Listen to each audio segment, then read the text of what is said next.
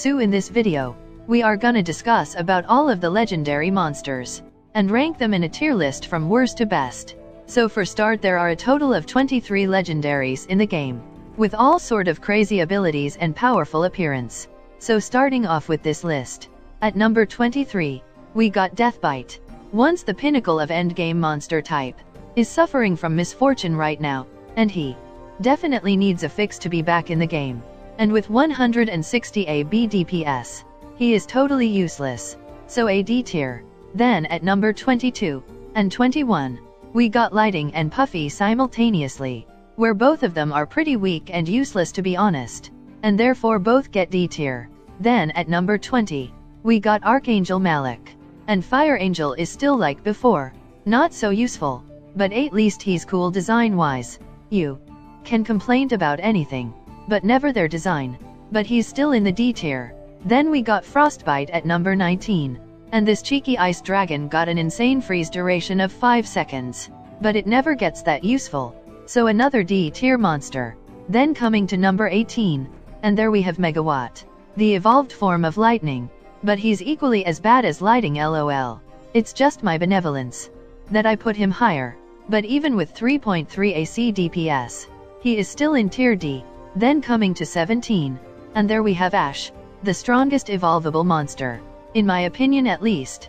He is even super good in early game, so a jump to tier C. Then at number 16, we got Sorus, the evolved form of Puffy. He gets a little powerful than before, but still not good. So with a DPS of 1.65 AC, he gets to C tier. Then at number 15, we got Archangel KCl, and it's a real good looking and great freezing unit, but he definitely have a lot of potential, so need to get his evolution for real. And with a DPS of 2.76 AC, he gets a C tier. Then at number 14, we got Glacial Darkwing, the evolution of Frostbite, and just like average dragon evolutions, he doesn't get too better after it, but it is what it is.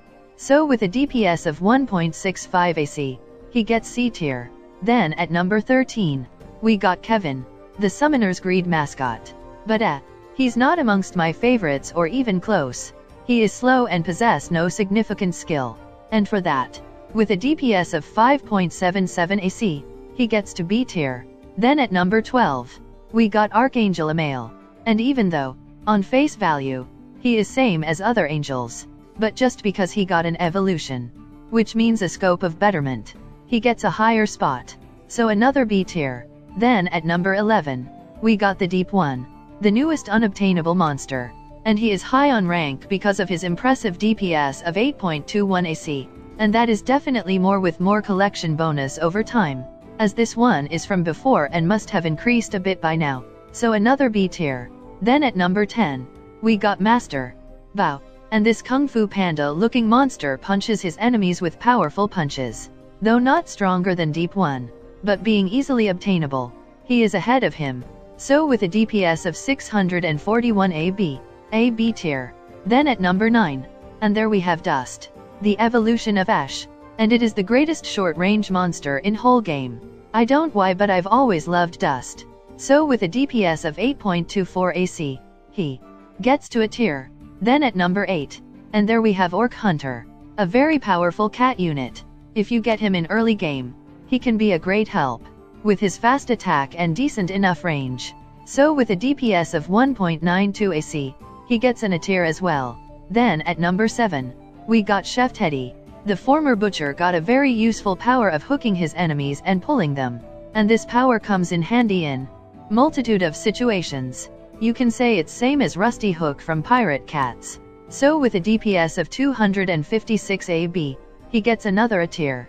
Then at number 6, we got Icarus, another new legendary monster, and he got one of the useful abilities, where he makes monsters immune from freezing, just like how Ra does, but you gotta beat map 13 to get him. But even then, with a DPS of 3.84 AC, he gets an A tier 2. Then at number 5, we got Slime King, who is on top of A tier, with his global stun and extreme popularity. He is useful in almost all cases and you also get him pretty easily. That's why, with a DPS of 2.56 AB, he gets to top of A tier. So now we come to the S tier. And there at number 4, we got Segue, another global attacker in the rarity, but his attacks are infinite range, meaning he can make a good pair with King in yellow, but only problem is that he is literally unobtainable as of now. You can see he exists, but that's about it. There's not even any specific time I can tell you when he'll be obtainable.